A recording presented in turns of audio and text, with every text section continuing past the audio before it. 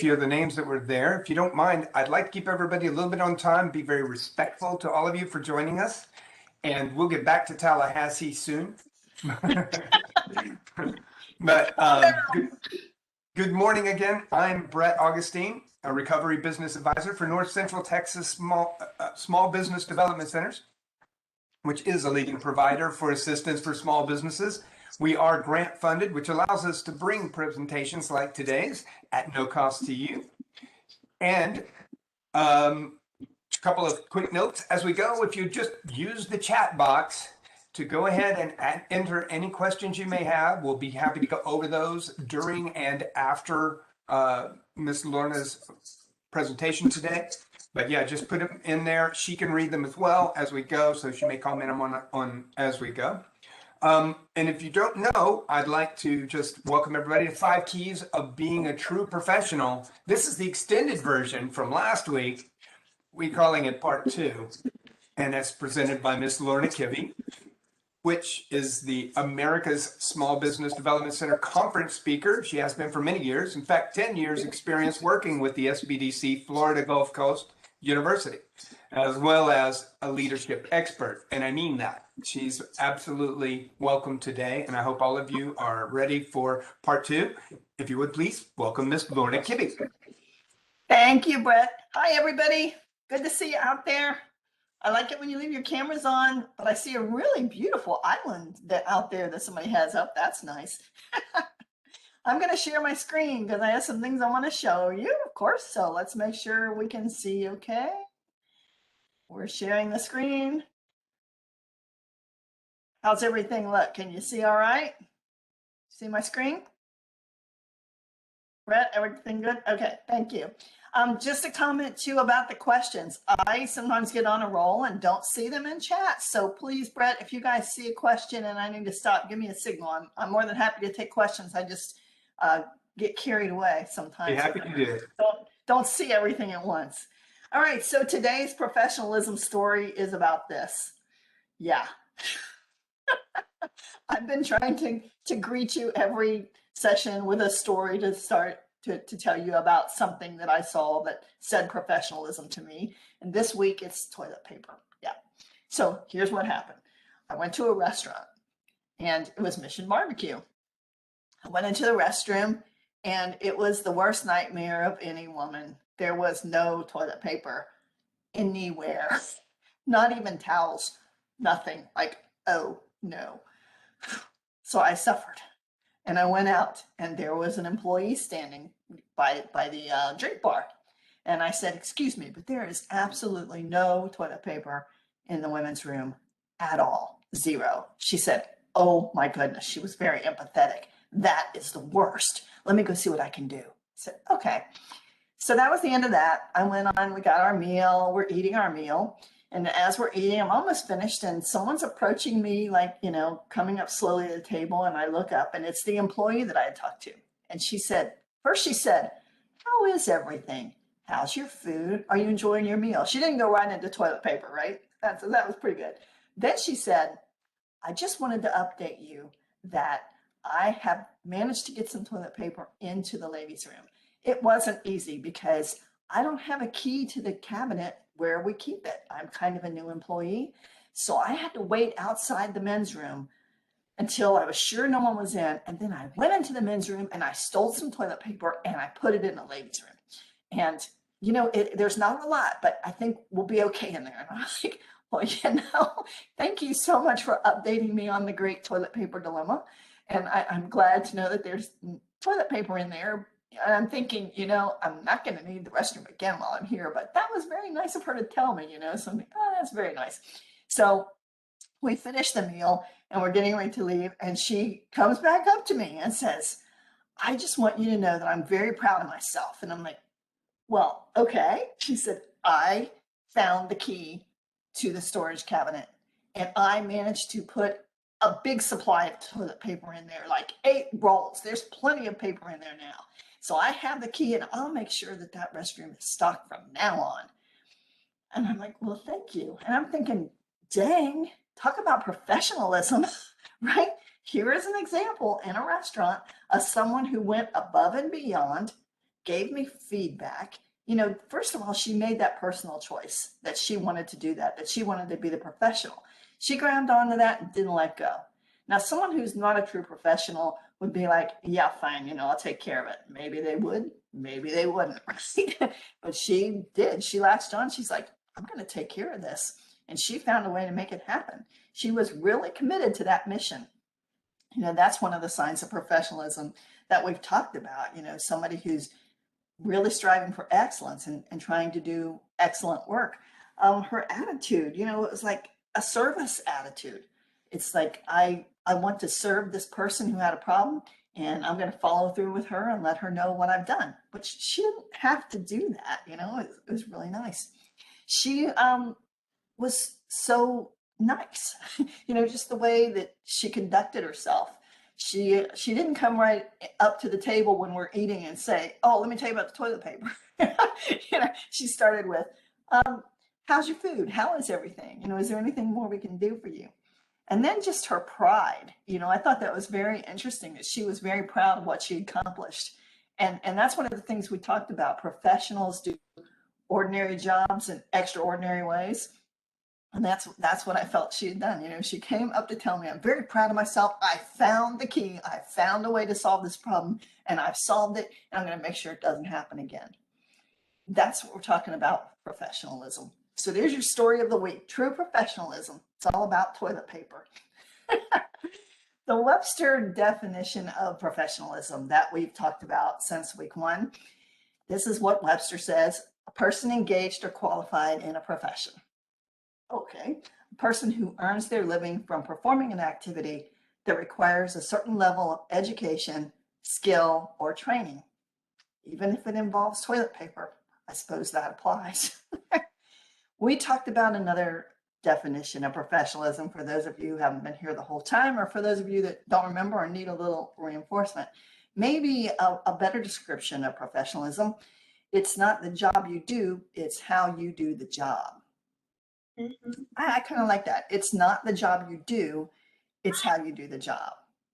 And that's exactly what my story was about. It's how she did the job, how she went about solving the problem, and following through on how she solved it, following it through with the customer. I thought that was very, very nice. You know, just a cap to that story.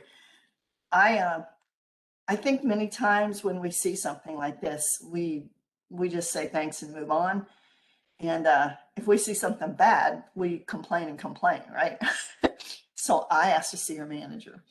And I told the manager that I was very impressed with her professionalism, and that she followed up with me. And I said, who does that? You know, who does it? He was very gracious. And I said, you need to give her some kudos. He promised that he would. And then he gave me a coupon for a free sandwich. How about that? So if you see somebody doing something good, maybe you'll get rewarded in return. But even if you don't, you know, that's part of being a professional too. Just that self-satisfaction, regulation, and pride that you have in doing the right thing. So if you see somebody doing something good, tell somebody instead of just complaining all the time. One of the things we talked about is just, where does professionalism come from? And I'm just recapping a little bit for those of you who may be here for the first time, or like I said, just need a reminder.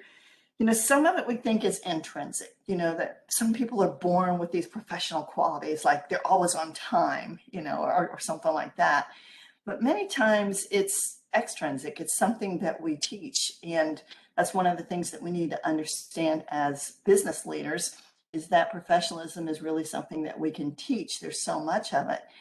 Just like appearance, you know, some people are very meticulous about their appearance, but maybe that's not the right appearance for the work setting. You know, it depends on what you're doing. That's why there's costumes, right? So professionalism can be defined either way. It can come from either intrinsic or extrinsic. But the good news for us in this is that we can teach professionalism. We understand what professionalism looks like, and we can teach it to others. So the problem is that we have to understand what professionalism is for us in our workplace before we can teach it, right? We have to define it for ourselves. We know that true professionals, they do a little bit extra in everything that they do, like find the key and stock the room, right? They're enthusiastic. This employee was certainly enthusiastic. They smile more, they seem happier, they're more confident, they're quicker, they have pride, they perform jobs that are ordinary in extraordinary ways. Professionals. Just don't assume that everybody knows how to be a professional. And this is something as business leaders that I hear a lot. I talk to business managers, and I said this before, who tell me that one of their big problems is that people just don't even understand what professionalism is anymore. And I ask, what have you done to teach them what professionalism is? And they're like, well, that's something they come to me with. Not necessarily. We can't assume that people know what that is. Some people are naturally inclined to behave in a professional manner. We get that, but some aren't. And everyone needs to know what we believe professionalism is in our workplace, what we expect as far as professionalism. So we have to teach them, and then we have to motivate them to act in professional ways and to reinforce it and guide their professional behavior. So we've been talking about this from two perspectives, because I think you're either here because you're a business leader or a business owner and you want to know how to increase professionalism in your workplace, or you're here because you are a professional, maybe a new employee or someone who wants to increase their professionalism, and you're trying to learn what professionalism even is and what to do about it. So whichever you are, I have a system for you that you'll learn today. This is how you can do it. There's just 3 steps. So they're for business owners. Very simple. First, you have to define what professionalism looks like in your organization. What are your rules? What is your dress code? And I've talked about this even with appearance. It's like, so a lot of employers try to solve it by issuing a uniform or a polo shirt. But even the way you wear that uniform and the way you wear that polo shirt can indicate professionalism or not. So we have to be really specific with these things about what we expect. Do I have to tuck it in? Should I iron the logo so that it lays flat? What does that look like? So we have to define that. And what you're hearing in this series is you're learning what the keys of professionalism are. And that's where you can start. You know what those keys are, and you can start your own list of what professionalism looks like, your own standards of professionalism, and be able to share that with your employees. At the end of the session, I'm going to show you a list of 10 that you can maybe adapt for your own business, standards of professionalism that you would expect for your employees. Once you've defined it, you got to teach people what it is. You have to share that with everyone. And that starts really even in a job interview, because even in the job interview, you can kind of see what their reach is, professionalism. Like, what are they coming to you with? What are you going to have to work on? How does that impact your business? So teaching them the rules and then reinforcing them, of course, reinforcing them. If you see someone out of uniform, say something, those kind of things, reinforcing those rules of professionalism. So if you're a business owner, an employer, this is going to help you. This is what you need to do. Define the rules of professionalism, share them with everybody, and then reinforce them. Now, if you are a person who's interested in understanding how to become a professional, first thing is to learn the keys of professionalism, and you're in the right place, because this is the second in the series, but I'm going to do a little recap of the first keys that we talked about last week, just so you'll know. So you need to know what the keys of professionalism are, which is what you're learning here now. Then you have to commit to practicing them. That's the hard part, as defined in your workplace. Because remember that if you're working for an organization, it's not what you think professionalism is, it's what your organization needs. And hopefully you have a boss who's defined that for you. But if not, then you'll at least know what the keys of professionalism are. That will take you a long, long way. So you commit to practicing them. That's the hard part. And then create a personal action plan. What are you going to do to improve your professionalism? I'm very proud of Brett because he showed me his action plan that he developed from last week. Yay! I gave him a gold star for that, because he's got a plan that he's working on. And he said there's not a lot on here. He's got 3 main things. That's a perfect action plan. You don't want to put down so much that you can't possibly do it and make yourself fail. When he finishes those 3 things, you can maybe work on 3 other things. So making yourself a personal action plan so that you're working to improve your professionalism at all times. So you'll get everything that you need to know what the keys of professionalism are through this series. You have to commit to practicing them, and setting your action plan so you have goals for yourself and how to make that work. So here are the 5 keys in case you've forgotten, and it makes for a peaceful existence: personal choice, excellence, attitude, class, and expertise. Now, last week we did the first 3. We talked about the first 3 in depth. That was personal choice, excellence, and attitude. Like I said, I'll do a quick little review for those of you who missed it, or just to reinforce for those of you that were. So we started with personal choice. And personal choice is just knowing that you get to make a choice here. You get to choose to be a professional. Something you decide. It's a mindset, really. And with this comes pride. Feeling so proud of the work that you do. Just like the lady who was so proud, who said to me, "I'm so proud. I got toilet paper in the bathroom." That's amazing. That's wonderful. So pride is a big part of this personal choice. It's just, and for those of you that know what I'm talking about, like for me, I get so much satisfaction in knowing that I've done a good job, that I've done everything that I can, that I've gone that extra mile to really make this a great product. That's pride. And that's what happens with personal choice. You want that. You feel that. Honesty, integrity, trust, part of personal choice. You get to decide whether to be honest, whether you can be trusted, whether you can be credible.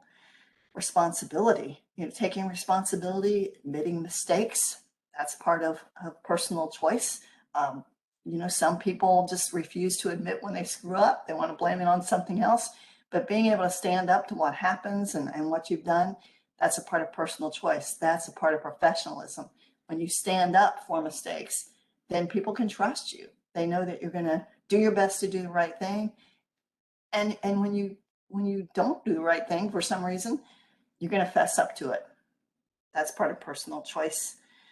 Diligence, being productive, being efficient, working when you're at work instead of doing personal things. Personal choice, doing the best you can for your organization. The way you dress, the way you appear, your ethics, all of these are part of personal choice. You get to decide whether you're going to do these things. And after we talked about all these things in depth, we paused, just like we will today with the other 2 keys, and we gave everybody a chance to just kind of make a personal plan, to jot down a couple of things that they could do to improve their expertise in this area. So if you missed it last week, I just went through a whole list of things for you. Maybe there's something there that you want to just make a note on, something personal that you want to work on to improve your expertise. Maybe it's your appearance. Maybe it's just fessing up to mistakes. Whatever, you get to decide that. After we talked about personal choice, we talked about excellence. Being the best you can be, being really committed to quality. So we talked about going the extra mile, just like, this lady did, where she didn't stop at just stealing toilet paper from the men's room. She went on, she found the key, and she put toilet paper in both restrooms. That's going above and beyond. Nobody would have known if she hadn't done it, except for her. That's excellence, right? So going that extra mile. And what can you do to improve your excellence? And your excellence is all around you. It's in your workspace. It's like, what does your workspace look like? Is it organized, or does it look like a mess? I mean, I can't believe you could possibly do good work when I look around your workspace. There's so much clutter and all this. What about your accuracy, the procedures you use? Are you doing your best to make sure that you're excellent because the processes and procedures that you're using are correct and up to date? Or could they be better? What could you do? I talked about maybe finding a mentor or an accountability partner. This is a great way to improve your excellence, just to have somebody work with you on that. And we'll even talk a little more about that today when we talk about expertise, about coaching and mentoring. Paying attention to what's going on around you. And with this, we talked about several things, but even active listening, just making sure that you take the time to really listen to someone as if you were going to repeat back what they said, so that you are in the conversation with them and not off in your head on some other subject. So excellence, committing to really actively listening and being engaged. And following instructions. When your boss gives you instructions, you need to follow them. But you also need to question when it's appropriate. So in excellence, following instructions becomes an activity in which you check to make sure that you've got it right. That's how you achieve excellence. So maybe what you do is rephrase for your boss and say, let me just make sure I understand what it is you're asking me to do. And then you rephrase because you use your active listening so that you can check to make sure that you're going to leave doing the right things and following instructions the way they intended. Sometimes bosses give us instructions that they think are perfectly clear, and we really mess it up bad because it was perfectly clear in our head a different way. Bad news is we have to take responsibility for that. We can't point our finger at the boss and say they didn't say it right. If we didn't take time to clarify and make sure that we were going to be able to deliver excellence, then it's on us. So that's what excellence is all about. Again, we stopped and everybody wrote down some things, made a personal plan for what they want to do to improve their professionalism in the excellence arena. So if you didn't do that before, you may want to do that now. Jot down a couple of ideas that you heard that will ensure that you deliver excellence. That's one way to improve your professionalism. Maybe mentor, accountability partner. Just commit to active listening or clean up your act. And the third one was attitude. Yeah, and just like I talked about in excellence a little bit, if you can't change the people around you, so you have to change the way you look at it. And that's what I was talking about with excellence, making sure that you have it right and not just blaming somebody because they didn't give you clear instructions, right? So attitude is about you having that optimistic, can-do attitude that you want to do good, just like the person who helped the toilet paper, she was actually enthusiastic about completing that task. I mean, professionalism comes to us in really simple ways sometimes. This is a mindset too, just being positive and optimistic and avoiding being negative. If you know anyone who's negative, that's not a good dynamic at all. Sometimes what I find is people who are seen as negative don't really realize that that's how they're coming across, but they use a lot of negative language and they complain and whine. So don't be that person. I talked about a language called can-do language, and I taught how to do it. It's basically, instead of saying what you can't do, say what you can do. That's a really powerful thing to do. Helping others, that service mentality that you want to help, being a good teammate. That's important, being that person who helps everybody else on your team. Just never giving up, just don't stop. Just keep moving forward. There are going to be times as a professional when things don't go well. There are going to be times when you get slapped and it's not your fault. Something's going to happen. Something's going to go wrong. And how you bounce back from that you keep going, that you have that positive attitude, and that you can say, hey, learn from this and I'm going to move on.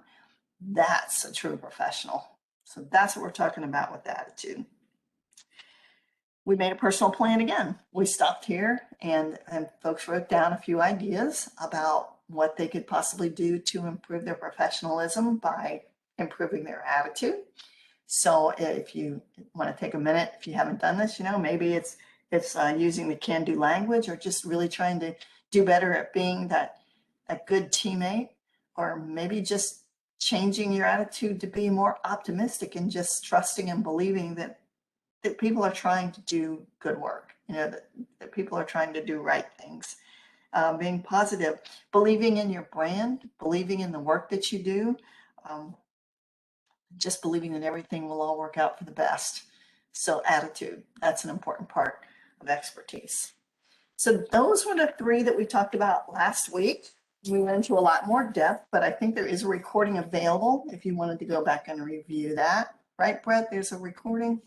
So you could go back and review that part one.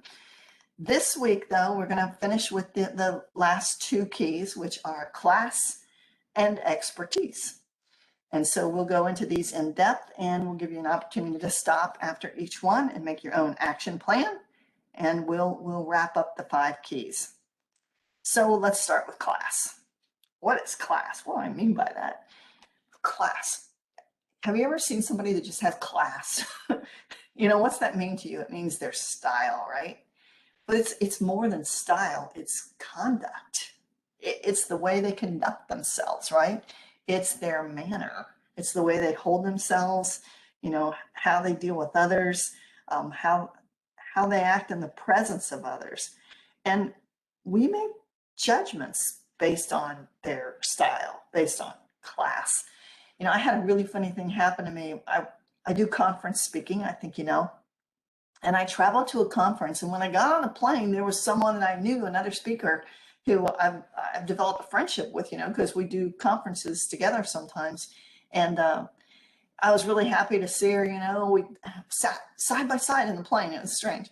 And, we had a great time. We went to the same hotel. We shared a taxi, went to the same hotel together. We checked in, and as we were checking in, some people were saying hi because, boy, do we have a great community out there, and when you get to know people, it's so much fun to go to a conference. Remember that when we used to do that? Yeah, it's so much fun to go and see people that and they're saying hi, and I'm like, hi, and it's so great. So we checked in, we went to our rooms, fine. Next day, I'm having breakfast with one of those folks that's going to be attending the conference that I've seen there from year to year, and it's really great to get caught up with her. And she's talking to me about what session she's going to go to, and asking for some advice. And what do you think? This would work for me? What do you think? And we came across this session that was being done by my friend, and I said, "Oh, I know this person. She's great. You should really go to this." And she said, "Wait, is she the one that was with you when you checked in last night?" I said, "Yeah, that was her." She said, "Oh, I think I'll look for something else." And she kind of turned away, and I'm like, "Wait a minute, I don't understand. Do you know something I don't know? Like, what are you thinking?" She said, "Well, I just don't have a lot of confidence that she's going to be very good." I really had to think about it. I didn't want to press her, but you know what it was? Come to find out, she had on sweats. She didn't think anybody would really care what she was wearing before she presented. Some people do that on airplanes, they wear pajamas and sweats and comfortable clothes. I was dressed like semi-casual, but in khakis and, a shirt, but she was in sweats. She really did kind of look a mess, but she was just her, she didn't have makeup or any of this stuff. Why should she? She was just checking in. She was traveling, checking into a hotel. But that first impression cost her, because here's a person who's thinking she's not a professional. She can't possibly know. Is it fair? No. Does it matter? No. So style, class, the way you conduct yourself, those first impressions, this is really important. And the first thing under this I want to talk about is professional maturity. It's probably best not to stick your tongue out at anyone like this eagle is doing. I think it's a cute picture though. But, acting with dignity, just using common sense, maybe somebody will see me before the conference and I should present a more professional image because they're deciding whether I know what I'm talking about just based on my appearance. Like I said, is it fair? Doesn't matter. Just applying good taste and having fun, but not at the expense of others. I mean, we have to be really careful now. This requires a level of maturity that you can't make jokes. Almost any joke offends somebody somewhere. So you have to be really careful about controlling yourself with that. Practical jokes, making jokes, foul language. You just have to really stop yourself from using anything like that. Never losing your temper or getting angry or, acting mean in front of people, put on that happy face.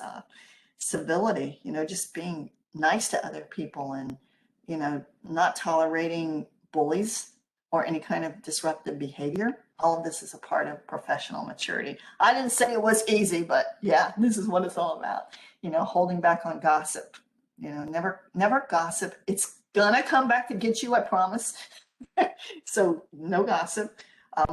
Profanity, foul language. Yeah. I had this funny thing happen to me on this. I was sitting at my desk one day and I got a call from a client that I had worked with before, and it was a local client. And she said, can you come and do a session tomorrow on a certain subject? And I'm like, tomorrow? She said, well, we're engaged all week in this learning activity where we have everything scheduled. We have a whole week of sessions scheduled for our folks. And the guy who did it today, he was supposed to do tomorrow, but we fired him and sent him away, and he's never allowed back. Okay, what happened? Why did this happen? Well, he was doing a session on disruptive behavior from employees, and he used the D word.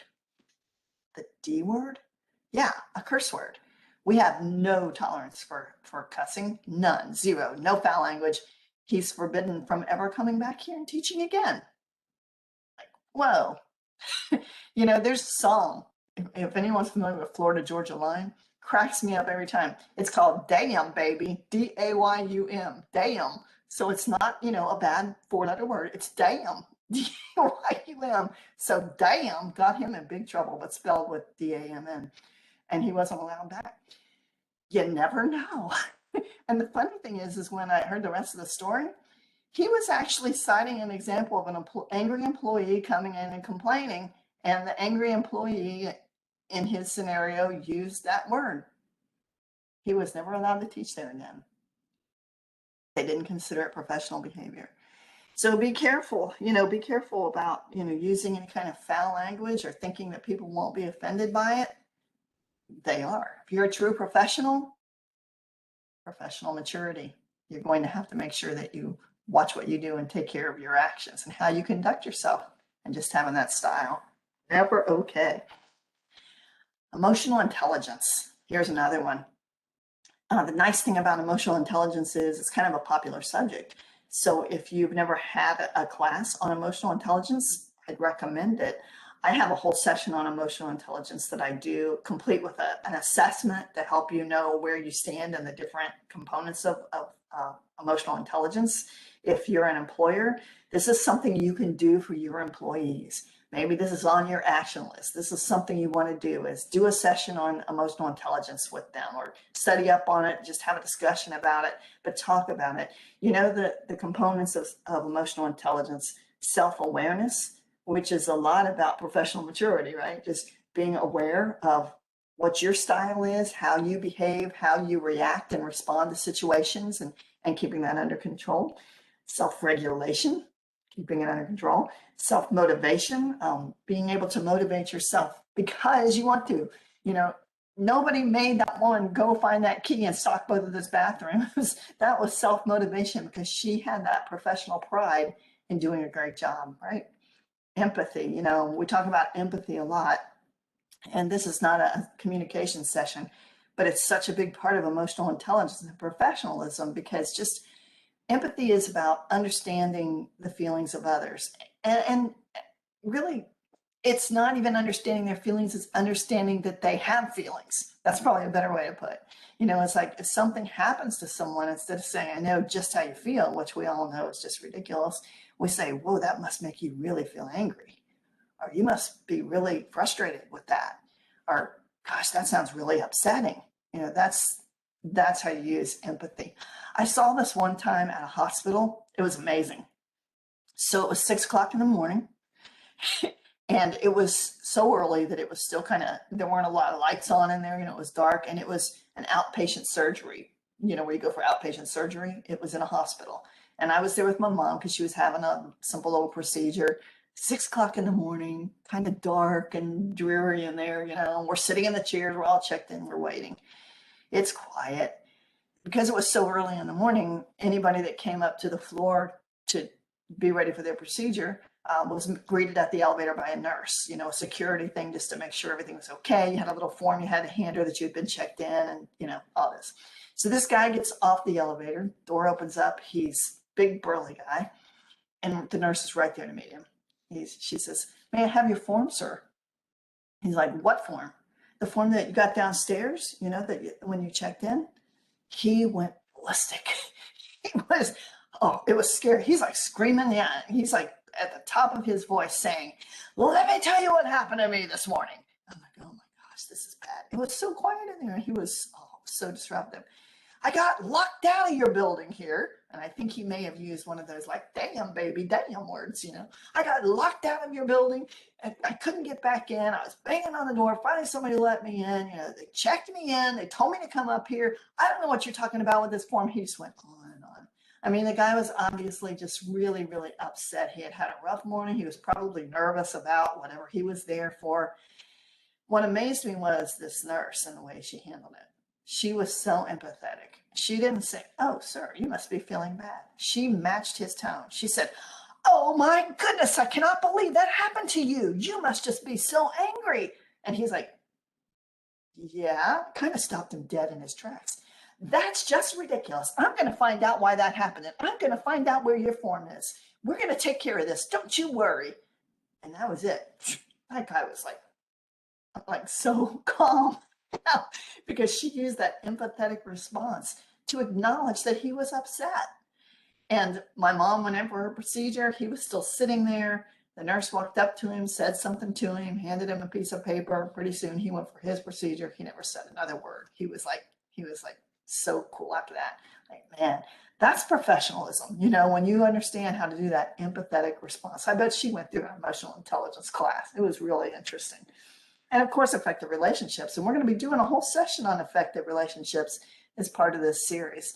So how do you get along with others, you know, even when it's hard? You know, how do we handle ourselves and manage to have good relationships with others? And we're going to be talking about that as part of the series. So hang in if you want more information on that. If that's on your list, we got you covered. So hang on for that. So emotional intelligence, you know, this is really about, in a way, not letting anybody ruffle your feathers, you know, not letting anybody steal your joy, not prioritizing perfection, you know, giving yourself that break, just not holding grudges, or knowing not to hang around negative people because that might not be too good for your own attitude. Perfection, understanding that it's not about perfection, it's about doing the best job that you can and not beating yourself up when you don't get it exactly right, because we're human, right? So there's a lot involved with emotional intelligence. And, you know, for professionalism, if you're working to teach your employees how to be, you know, better professionals, this might be on your agenda. And if you are, you know, someone who's working to be a more professional person, emotional intelligence, look into that. There's a lot of material here and a lot of good you can do for yourself and improving your professionalism through emotional intelligence. Also in class, conduct, style, yeah, manners. We should talk about your manners, right? So many things here. Just being mannerly, you know, I mean, all the things your mama tried to teach you, you know, being polite. Sometimes we forget about this stuff. Just being polite to other people, saying please and thank you. You know, if you're handling a customer, you know, not talking on the phone while you're checking them out or thinking you can talk to two people at once. Just being acknowledging of others. Have you ever been that third person when two people are talking and how awkward that is when they don't let you into the conversation or invite you in? You know, be mannerly, be that person who says, hey, you know what we're talking about? We're talking about this. What do you think? You know, so acknowledging others, not bragging, you know, just avoiding like displaying that ego for everybody, part of manners, being considerate of other people. Hey, I'm going to get a cup of coffee. Would you like one? Yeah, actually I would. Hold on. Cleaning up after yourself. You know, you go in a break room, you leave a mess. Oh, geez, come on. You know, clean up. And all, if you were a Boy Scout or a Girl Scout, then you probably clean up your mess and somebody else's, right? Leave it better than you found it. If you can't say something nice, you know, maybe you just shouldn't say anything. So this is all of how you can, being a classy person, you know, how you conduct yourself, just displaying your manners, being mannerly, being civil to other people. Be all in. Don't you love this puppy dog? I love this picture. This is about going above and beyond what's expected of you. This is like volunteering for tasks or projects that no one asked you to do. Like my story, you know, where the lady volunteered to find that key no matter what and get in that storage cabinet and make sure both bathrooms were stocked. She went above and beyond. That was being all in. Supporting your brand, being loyal to your employer, to your family, to your friends. Just I'm all in. I'm a part of this organization and everything that it takes to make this organization great. No bad mouthing of anyone or anything ever, because it will get back to you. Talking up your products and doing everything you can to make your products better. If there's a problem in your organization, instead of going out for a beer and telling everybody about it, how about you try to do something to fix it, to make it better? Be all in. Respect. Show respect. Show respect for everyone around you. I think when I think of this, I think about the first thing is just trusting that most people are really trying to do good and right things. Most people are working hard. Most people have good intentions. And I try to start with that. And that's hard sometimes because we've had plenty of reason not to trust. We've seen plenty of examples of things, just like the lady that refused to go to my friend's session because she just looked at the appearance and made a judgment. There was no benefit of the doubt there. It's like, she's not dressed good, so she's going to be a terrible speaker, right? So let's try to give people the benefit of the doubt. Listen actively, which we've talked about. And even beyond that, let's ask people for their opinions. Let's ask people for their ideas. You should realize that as human beings, we have different personality styles. And there are people who have personalities where they are more reserved and they hold back. And just because they don't speak up doesn't mean that they don't have an opinion or that they agree, So just understanding that. And if somebody's not speaking up, maybe say, hey, Rhonda, what do you think? Give her a chance to express her opinion. That's being respectful, just making sure that everyone's involved, everyone's acknowledged, and everyone's a part of whatever you're doing. Give credit where credit's due. Don't steal somebody else's credit. As a matter of fact, go above and beyond to say, hey, I got this idea the other day when I was talking with Rick, and I think we should, so acknowledge, let people know what good influence they're having on you and that they are influencing you. That's very respectful. Don't criticize. You have to learn to give feedback in a constructive way. The good news is these folks did a session on that. We did a session on that, on how to do constructive feedback. So again, there's a recording available on that. But if you want to get it somewhere else, do. But what I'm saying to you is get some training on how to do constructive feedback instead of criticizing. There's a way that you can criticize without criticizing. And that's to give constructive feedback, to help people to do better instead of beating them down because they didn't do it the way you wanted it done. So learn about how to do constructive feedback. And feedback is so important. It really is. If you're an employer, survey after survey of new employees, especially millennials, and I don't like to pick on any generation, and I'm not picking on it, but it's a fact. Google it. There's been a lot of studies with millennials about what is important to them. And feedback is like at the top of the list every time. They want to know how they're doing. And I think it's because, that's how they were raised. Like they're in so many activities, they're getting constant feedback. And then they come into the workplace and we leave them alone, but they really want that constructive feedback. So that might be something to put on your action list, is to become an expert in constructive feedback. Be inclusive of everyone. Course, and I've kind of touched on that. And then the other thing is just, really praise and appreciation. And I think this one's pretty important. Let me ask you a question. When's the last time that you thanked your significant other for anything? Do you ever say thank you for doing the dishes? Thanks for doing the laundry. Thanks for mowing the grass. Thanks for taking out the garbage. I mean, I know this sounds kind of silly, but honestly, we just get into this mindset where we take these things for granted with people. We just expect it. As a matter of fact, sometimes I even have managers tell me, I don't worry about offering praise. They're getting paid to do it, so they need to do it. Oh, come on. Everybody needs to feel valued. I mean, we need to be telling people that we appreciate it when they do good work for us, you know? Thanks for bringing me that cup of coffee. Thanks for making copies for me. Thanks for helping with that project. Thanks for volunteering to do this.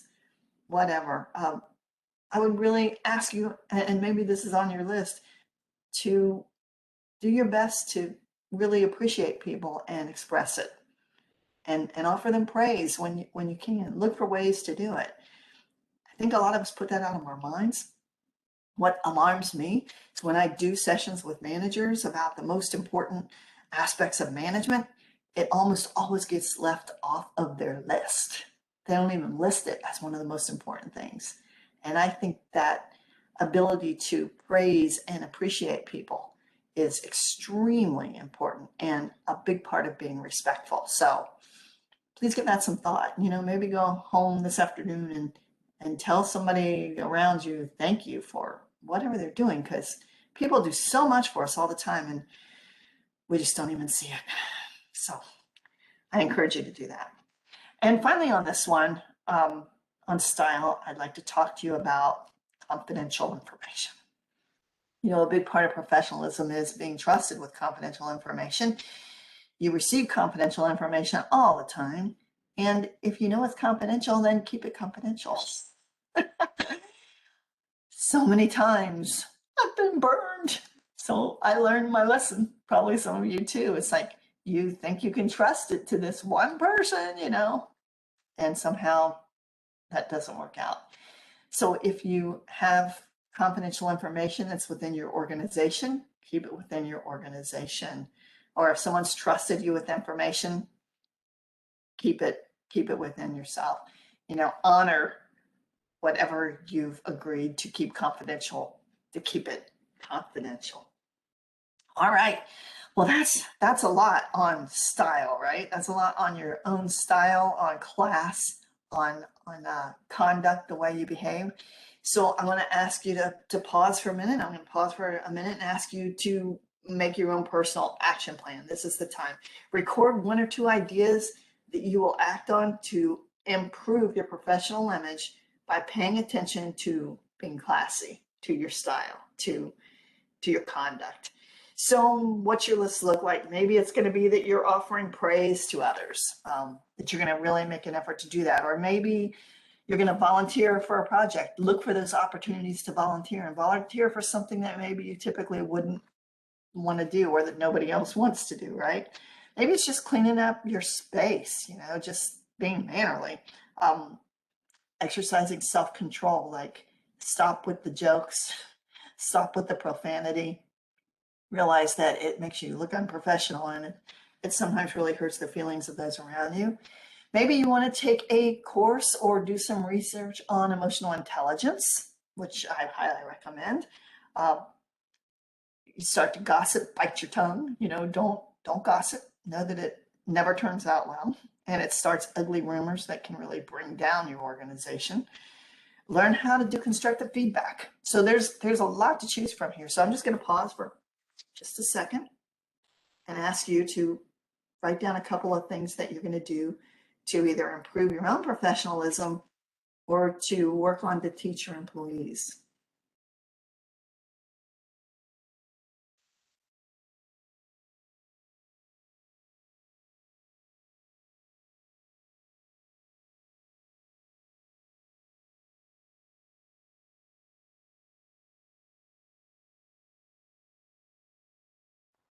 Okay. Hope you got a couple things there. So our last key is expertise. Expertise. This is about constantly striving to be better. This is about constantly striving to improve your personal skills and expertise. You know, Muhammad Ali, he was the greatest. Just ask him. He told us, I am the greatest. In his biography, The Soul of a Butterfly, he talked about his expertise in boxing. And he said that he hated every single minute of training. He hated it. But he said that he would remind himself that if he suffered now, he would live the rest of his life as a champion. So he hated the training, but he knew that in order to be the greatest, the great expert that he could be in boxing, that he would have to suffer through the training. Interesting. I guess that kind of summarizes what expertise is all about. Sometimes it's a little painful, but it's something that as a professional, we need to be constantly working on. Self-improvement, setting those goals, working towards continuous growth, always striving to learn more, always striving to self-improve. And I guess I would ask you, what have you done in the last 30 days to really work on improving your expertise? And then I would answer, I'm here today. Yeah, that's great. That's what I'm talking about. What goals can you set for yourself? So you're here today. That's good. Here's a star for you. Congratulations. Kudo. Yeah, you're doing something to improve your expertise. That's exactly what we're talking about. Do you take this seriously? I mean, if I asked you direct right now, like, okay, what are you going to do in the next 30 days to improve your expertise? Do you have a plan? What about in the next 60 days? Do you have any goals towards this? You have to constantly be working on your expertise. So maybe it's to read one book a month or one book a week, or maybe it's to attend a class on emotional intelligence. But like any goal setting, SMART goals, you've heard of SMART goals, where it's a specific goal that's time limited, so that you set something up for yourself and you know what you're going to do. I would really encourage you to make a separate little plan on this, on what kind of things am I going to do to improve my expertise. I'm doing a certification class right now. And I went through an experience in choosing one that I'll tell you about in a few minutes, but I have to continuously strive to improve my expertise. That's on me. So I have a plan. Do you have a plan? If not, maybe that's part of your action plan, is to develop a plan to really work on improving your expertise and setting those goals for continuous growth. That's not your employer's job, because right now there's so much you can do on your own. There's just like what you're doing right now. There are so many opportunities for you right now to go find really quality webinars and quality training on these issues. So take advantage of those. Take advantage. Being cutting edge. This is a big one. Everything that you can do to be cutting edge, this is expertise. For me, in my business, I'm a professional speaker. When COVID happened, oh my, I had to improve my equipment. I had to get the highest possible bandwidth for my internet, the best I could get, the best equipment I could get. I had to do everything that I could to be cutting edge. I had to dive in and learn how to do the software, how to do Zoom. There was nobody here to teach me that. I had to do that on my own. You have to do the same thing. You have to be cutting edge for your industry, the best that you can do. And that means looking at trends. If you're a business owner, you need to be looking at what's trending. And the good news is, with social media, you can definitely see what's trending right now. Just Google, just do anything to find out what's going on. Being that person, especially if you're an entrepreneur, that's at the first part of that change curve, when it's just starting to go up before it peaks. If you can be here, that's a great thing. Be cutting edge, be that person who checks it out. And here's the thing, if you are cutting edge and you grab onto something, don't grab onto it without researching it. Make sure that it's the right thing for you. If it's not the right thing for you, that doesn't mean you should do it just because it's cutting edge. If it's not, don't do it. But educate yourself about what it is, because probably one of your competitors is trying it. So be cutting edge. Know what's going on out there. Know what's trending. Educate yourself. Do everything you can on a daily basis to be aware of what's changing and what's happening. And I know that's big, because there is so much going on right now. There's so much changing and so much happening. And honestly, for me, I dismiss half of it because it's not for me. It's not for my business. But I'm aware of it. I know what's going on. When somebody brings it up, I can speak about it. The thing is if I don't know what it is, I'm Googling right away. I have, oh, you should see my desk. I have all kinds of notes all the time. Every time somebody brings something up, I don't know what that is, I make a little note and I look it up afterwards to find out what it is, just so I can be cutting edge.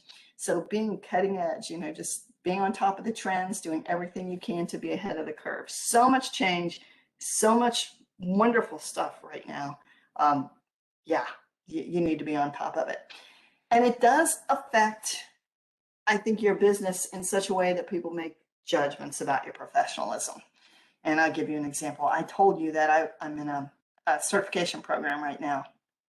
And shopping for this program, I came across this one model of a very highly respected professional who's been doing it for years. And, it's a great program. I didn't sign up with them because all of the sessions, 10 of them, are on the phone. They're not using Zoom or Teams or any of this great software that we have to do face-to-face things. It's all on the phone.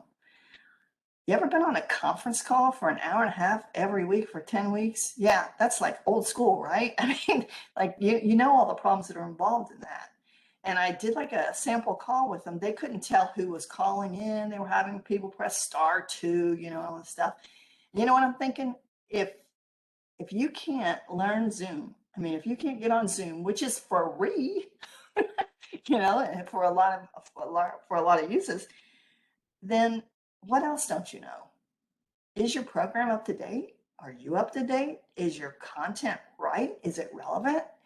It starts applying to all of these other things because they're not cutting edge. And for this certification, I want to be cutting edge, and I want them to be cutting edge with me. So being cutting edge, part of professionalism, it's up to you, especially as a business owner, to be on top of what's going on in your industry. And if you're an employee, then help your employer to know what's cutting edge and make suggestions. So many great apps right now, so many great things you can do. So yeah, I'm big on this one, as you can tell. Be cutting edge. All right. Also on your expertise is deliberate practice. Consistently and overwhelmingly, the evidence shows that experts are always made, not born. Now, this is something that's very specific. It's not just, I think you should practice deliberately. You should Google this one if you don't know what it is. This is something really specific, and it really entails considerable, specific, and sustained efforts to do something that you can't do well. And what they talk about with this is doing scenarios and role play and really having discussions about how to solve problems. And what they're saying is that as you do this, then as you respond and as you participate in these types of practice, then you are able to respond more automatically in productive ways. All right. So I'm going to use, for an example, ethics. And we're going to be doing ethics next week, as a matter of fact. And one of the things you'll hear me talk about in ethics is that we have to, as employers, have discussions all the time with our employees about ethics in the form of scenarios. We should be having regular discussions about things that we don't think have happened, but what would we do if they did? Like, okay, so what if a customer comes in and takes something off the shelf, like a loaf of bread, and we can see that they're trying to feed 5 kids? What should we do? And let the employees play out that scenario. Let them talk about it. That's deliberate practice. Because when that does happen, or something very similar, instead of just reacting, they're going to have a response. They're going to have a much better idea of how to handle a situation like that. So that's deliberate practice. So deliberate practice in ethics is really important, but it really helps you to extend your range of skills. And when you look back in history, even like Winston Churchill, very respected for the speeches that he made. Do you know that he practiced in front of a mirror for every speech? That's deliberate practice. So really think about practicing your skills and finding ways as an employer to help your employees to have these conversations so that their responses to the situations will be responses and not reactions. If you're an employee, someone looking to improve your professionalism, this is what mastermind groups do. Mastermind groups help to solve problems. or maybe some kind of a social network that you're involved in, an association meeting. There are ways that you can do this deliberate practice to really help you to improve your expertise. So deliberate practice. Another thing is just doing a great job. Let's face it, in the end, really, this is all about producing great results, right? So with your expertise, produce great results. This is work that you're proud of because you know that you gave it your all. You were kind to others along the way. You didn't cheat, you didn't lie, you didn't take shortcuts, and you feel 100% confident that you did the best you could do. You're satisfied with the work that you produce. I think that's how my toilet paper lady felt the other day. I think she was really proud of herself because even though it was a small and ordinary task, she did everything she could to solve that problem, to go above and beyond. And she didn't just stop with the ladies' room. She made sure that the men's room was supplied too after she stole toilet paper from them, which I think was totally appropriate. Anyway, so just doing a great job, do a great job. This is professionalism. This is professionalism. This is how you use your expertise. You do a great job. And finally, share it. Share your expertise. Yeah. So this is where you think about maybe teaching someone else what you know, or you mentor someone, or you coach someone. Maybe you're an accountability partner. This is a great opportunity for you to volunteer and a great growth opportunity. There are many programs, like my daughter is a big sister. She's in Big Brothers Big Sisters, and she's a big sister. And her little sister is 16 years old and trying to figure out what she wants to do, whether she even wants to go to college and what that looks like. And my daughter is an expert. She's been through college. She's been through law school. She knows the decisions that have to be made and the thought process that she needs. And she's sharing her expertise with the 16-year-old to help her make decisions that are right for her. That's what we're talking about. So there are many opportunities for you to share your expertise. And I will tell you, anybody that's ever mentored anyone, even though you don't know it, it's a two-way street. I've gotten just as much out of being a mentor as I have being mentored. It's just a great relationship. It goes both ways. So sharing that expertise, it's going to help you in many ways. And just for those of you that want to know the difference here, I just thought I'd spend just a second on the difference between coaching and mentoring, because it's really different. Coaching is someone who is there for you, someone who knows how to ask you questions. Coaching is mostly about asking you questions to help you improve your performance. So it's very task-oriented and performance-driven. A coach is going to be saying, what is that you want to accomplish? How do you think you can accomplish that? They're going to have you talking 80% of the time while they ask questions 20% of the time. A mentor is different. A mentor is somebody who was there before you, so they have that expertise and they can share with you. They can give you advice. They're more relationship-oriented and development-driven. Now, there are some professionals who need a coach, and for certain professions, that is really a great idea. If you're a business leader and you need help being a leader, a coach might be the right thing for you to help you. If you want to help somebody else to be able to take your job someday, then maybe that's more of a mentoring role. So the reason I show you this is because I want you to share, but I also want you to understand the right way to share. And before you just go out there and say, oh, sure, I'm going to share, do some research on what you're even doing. What is your role going to be? Are you going to be a mentor? Are you going to be a coach? Just going to be an accountability partner where you both hold each other accountable for certain results? What are you going to do? How are you going to share it? If you're going to teach it, teaching is a lot. So just know what you're getting into and how that looks before you share. Do it consciously, right? Be that professional. Do it the right way. Whew, boy, that's a lot, isn't it? Okay, so your expertise. It's time to develop your action plan on expertise. 1 or 2 action items that you'll do to improve your expertise. All right, so let's see, what could you do? You could possibly take a course in a certain thing. You could decide you want to deliberately practice in some way and find an avenue to do that. You might volunteer to share your expertise by coaching or mentoring or teaching, whatever you decide. You might commit to being cutting edge, just making sure that you know what the trends are and that you're on top of it, and intelligent enough to spit out the ones that don't apply to you and to grab onto the ones that could really help you. So all kinds of things you can do here for your expertise, but the important thing for you in expertise is be an expert. Be the expert. As a speaker, sometimes I have people ask me to speak on subjects that I can't speak on because I'm not an expert. It's not okay to get a dummies for accountant 101 book, and go out there and make a speech on that. I'm not an accountant, as you may have heard in some of my other presentations. I couldn't go speak on accounting, so I can't take that on. You have to really develop that expertise and be very confident that you know what your expertise is and that you know what you're doing.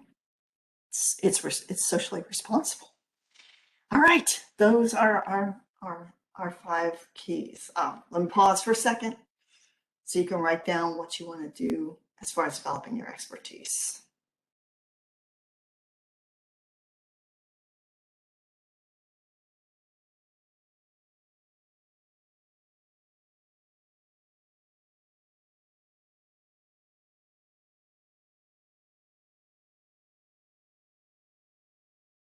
All right, so those are our 5 keys. Personal choice. Make up your mind that this is something you want to do. Excellence at all times. Having a great attitude, optimistic, can do. Showing some class, some style. How you conduct yourself. And being that expert. Be that expert. So it's action time. At this point, you should have like a whole action plan. You should have a couple of steps maybe on all 5 of these things. So I hope that you have a complete plan. And as I said at the beginning, really what matters is what you do next. You have to hold yourself accountable, being the professional that you are, for actually following through on these action steps. So I'm sure we have all kinds of things out here. We've named a lot, like digging into your mission and really believing in your organization and in your product, or maybe learning how to be a good teammate, which we're going to do a session on coming up. Ethics, we're going to do a session on that. Encouraging others, learning how to speak can do, being mannerly, being more enthusiastic with your work, helping others, appreciating others, sharing what you know, finding ways to do that. Professional maturity, not sticking your tongue out at people like the little eagle, or saying, damn, baby, damn. That song is so funny, you should listen to it. Deliberate practice, showing respect. And really just, I think, this summarizes a lot of it. Just be all in. Be all in. So I promised you the list, and this is the list. But before I show you the list, I should ask for questions. So, Brett, do we have questions? I have not been monitoring chat at all. That's because everybody's listening intently, I believe, but there are no actual questions. A couple of thank yous, but everybody, if you have a moment and you do have a question, please go ahead and put it in to the chat box, and we'll be happy to attend it. Does anybody have any questions at the moment that just comes to mind? You're welcome to free up your mic if you want, or just chat and put it in the chat. I want to thank you again, Lorna. This is a great follow-up from last week to really complete those 5 very important things. And I never even realized you were spelling the word peace until now. I didn't realize that. I was like, but that's pretty interesting. So, now I can't forget it, right? Yeah. Okay. So no questions right now? No, ma'am. All right, good. Well, if anyone does have any questions, you know how to contact me. So I'm open to that. Send me a message and let me know your questions, or we'll do a phone call. I'm always open to any follow-up that anyone needs with any of these things. So this is the list from the Goals Institute that I was talking about. I know not everyone can see the screen, and I kind of hate to read from a slide because that's a no-no in my profession, but I'll just go through a couple of them. The first thing is just make that commitment to be a professional. And I think that says a lot about what we've been talking about. You have to make up your mind that you want to do this, do and say what you believe is the right thing to do or say, just doing the right thing and taking pride in your work. We've talked about that a lot. And I'm big on that one because it's just such a special feeling. And I think it's something that you have within you. And when you feel that pride, I think that's a real motivator. I think that's a real intrinsic motivator, learning your craft and teaching it to others. We've talked about that a lot, being responsible and accountable for what you do, serving others, appreciating others, and just investing in your own professional development and growth. And that's a big one because, sometimes we hesitate, like, to invest, to pay out bucks and stuff for, our professional development, for attending an association meeting and those kind of things. We kind of hold back a little bit. But, if you don't invest in your own professional development, probably nobody else is going to. So I would encourage you to look out there. There's lots of opportunities right now, and thank you to SBDC for what they're doing towards helping us all with our professional growth right now. We really appreciate it. We all do, and jump on it because wow, I mean, talk about professionalism. What a service, right? All right, personal choice, excellence, attitude, class, expertise, peace. What's next? Next week we are doing ethics. And I really encourage you to be on that one. It's a really great one. We're going to talk about ethics and how to, how to use ethics in your workplace to be a professional. Ethics is a big one. And then after that, the following week, we're going to do how to be a good teammate, which who doesn't want to know how to do that, right? So we're going to talk about how to be a good teammate. And then we're going to wrap up with the big one, the key to success, how to have good relationships with everybody, even your mother-in-law. Okay, thank you for your time today. Brett, if you have any questions, I'll take them. We're all set. That's great. Even your mother-in-law or father-in-law or whatever. I don't know if I just enjoy all the stories that you tell, but I absolutely love the connectivity that you have with our message every time you try to give us one of these classes, and I want to thank you. Because every time, I mean, toilet paper, that's a first for me, and it worked. It pulled it all together, right? So I see no questions, but I do see that there's a lot of people that are participating, and they're looking forward to some of the things that are coming up. Please notice right there, you can go to our website. I'm going to share this, even though it was already there. Wow, having lots of things to share here. One moment, please. There we go. And as Lorna already told you, she's coming back. And we have our ethics class next week. It's going to be amazing because when you think about all the things we've been learning about being a professional, and whether you're a business owner or you're thinking about being a business owner in the future, or maybe you're an employee, just being more professional helps everybody when it comes to the clients that you serve. And just think of it from that point of view, because many times we're the clients. And now stepping it up with ethics, a higher standard, that's going to happen on the 7th. On the 13th, we have Using Online Tools to Enhance Customer Experience by Marsha Hudson. And then Lorna's coming back with the other one she mentioned, how to be a good teammate and a good person too. So if you look at that list for a moment while I go over a couple of things, remember that all of these are brought to you through our sponsors, which we want to thank real quick. We have our Small Business Administration, of course, the state of Texas, North Texas Small Business Development Centers and Regional Office, as well as North Central Texas College. All of them work together to make sure that you have this and many other opportunities. In fact, if you'll go to our website, the SBDC website, registering for webinars is there, as well as get contact information from anybody in the organization. Schedule an appointment with an advisor. If you have any questions, we're happy to go over it, put you on the agenda, and take a few moments to hear how we can help you. And many other resources as well with for small business owners. So I just want to thank everybody. And of course, we have the QR code for those of you that like the quick version. Just go ahead and put your phone up to the QR code. It'll take you right to that website. Okay. Thank you so much for joining everybody today. Lorna, do you have anything else, closing remarks you'd like to say? Yeah, I think the QR code is cool. Right? That's awesome. Yeah. Thanks for that. That makes it so easy. Yeah, that's I cool. just did it a moment ago, and I was like, wow, it really works too. I don't have to take notes anymore. Just put notes in a QR code for us. It's cutting edge, dude. So Cutting edge.